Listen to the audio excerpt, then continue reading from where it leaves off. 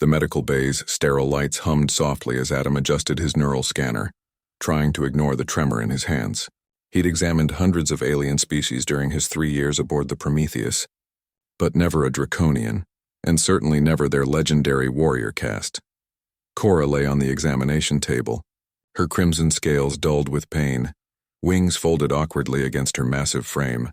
The Dragon Lady, as the crew called her behind her back, had never shown weakness, not when she'd single-handedly repelled the Void Raiders at Kepler 442b, not when she'd lost her entire squadron at the Battle of Proxima, but now her golden eyes were half-closed, and her breathing came in shallow gasps. "The toxin's spreading faster than I calculated," Adam muttered, scrolling through xenobiological databases on his holopad. His colleagues called him a nerd. Fine. Let them mock. While they partied in the wreck bay, he'd studied every known alien physiology in the database. Now that knowledge might save the most dangerous warrior in the fleet. "Human," Cora's voice rumbled, each word clearly costing her. "Your species, so fragile, yet here you are, trying to save me." Adam didn't look up from his scanner. "We're all fragile in our own ways. Your exoskeleton might stop plasma rounds, but this neurotoxin doesn't care about armor." He frowned at the readings. "The Zthian poison is attacking your nervous system at multiple sites. I've already administered the counter-agent for your upper body, but—" "It hurts," Cora interrupted, her voice dropping to barely a whisper. "Down there, too." Adam's hands froze over his instruments. He looked up, meeting her eyes. In Draconian culture, acknowledging pain was tantamount to admitting defeat.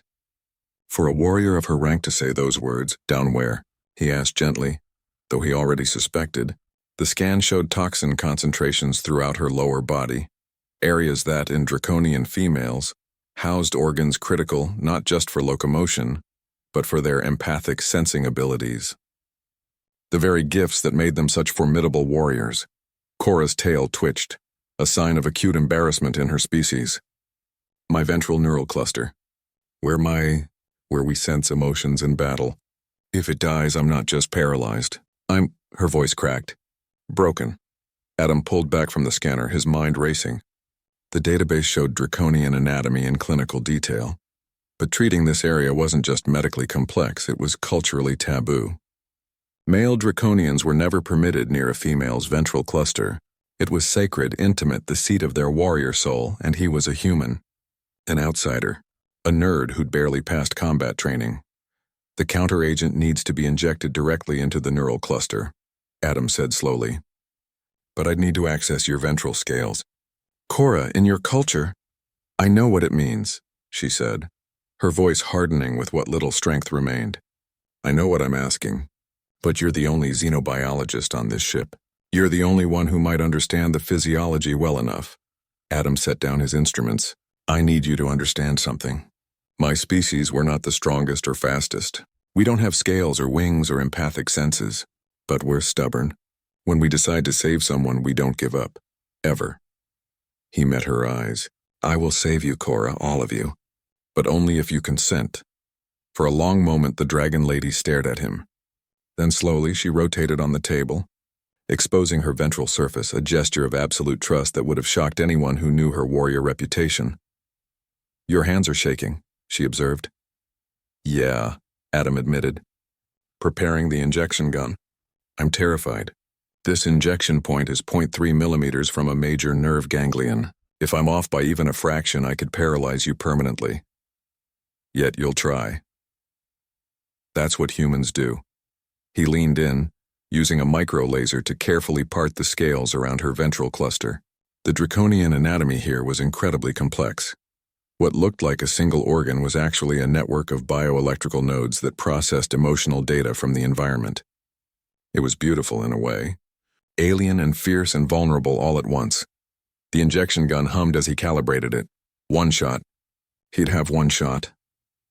"Adam," Cora said quietly, "if this fails, it won't. But if it does, tell the fleet that a human tried to save me. Tell them your species understood honor." Adam's jaw tightened. "Save your speeches for your memoir. You're going to write it yourself." He pressed the injection, gun against the precise point where her neural clusters converged, and pulled the trigger. The counter-agent flooded, her system in a brilliant blue luminescence visible beneath her scales. Cora's entire body went rigid, her claws digging into the examination table. Adam held his breath, watching the biometric readings scroll across his display. Seconds stretched into eternities. Then, color flooded back into her scales. Her breathing deepened. The golden light returned to her eyes. "I can feel it," she whispered. "The poison retreating. The pain fading. My senses returning." She looked at him with something like wonder. "You did it." Adam sagged against the table, suddenly aware of how much tension he'd been holding. "Yeah, we did it." Cora slowly sat up, testing her limbs, her tail, her wings. Everything responded. She closed her eyes, and Adam realized she was sensing the emotions in the room. His relief, his exhaustion, his quiet pride. "You know what's strange?" she said. "I fought in 50 battles. Killed enemies in a dozen star systems. I'm decorated, feared, respected." She looked at him. "But I never felt truly seen until a nervous human nerd looked at my most vulnerable self and decided I was worth saving." Adam managed a tired smile. "That's humanity for you. We're too stupid to know when something's impossible, so we just do it anyway." The dragon lady laughed. A sound like distant thunder. "Perhaps that's why the galaxy needs you. We're all so busy being strong that we forget to be kind." She extended her clawed hand. "Thank you, Adam. You honored me today." He took her hand carefully. "You honored me by trusting me." As Cora left the medical bay, walking tall, wings proud, every inch the warrior she'd always been, Adam allowed himself a moment of satisfaction. In a universe of conquerors and warriors, maybe humanity's greatest strength wasn't its weapons or tactics. Maybe it was simply giving a damn.